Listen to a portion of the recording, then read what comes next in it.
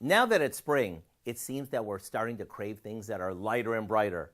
Instead of longing for heavy, slow-cooked casseroles like we did all winter, our taste buds are now hungering for dishes that shout spring. So let me share one that we just came up with that fits this to a T. We start off by sauteing an onion in a good amount of olive oil just until it starts to get tender. To that, we add some fresh tomatoes that we chunked up, along with a bit of fresh garlic and salt and pepper. After this cooks down for a bit, we toss in a can of artichoke hearts that have been drained, some black olives, and of course, some fresh basil. Now as this heats through, we drain a pot of angel hair pasta, which just took minutes to cook.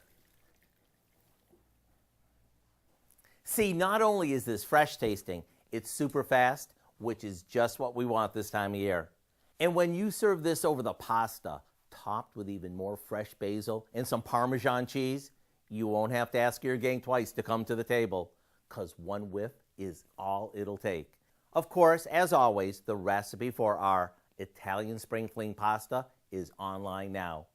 I'm Howard in the Mr. Food Test Kitchen, where today we found a spring-like way for you to say, ooh, it's so good.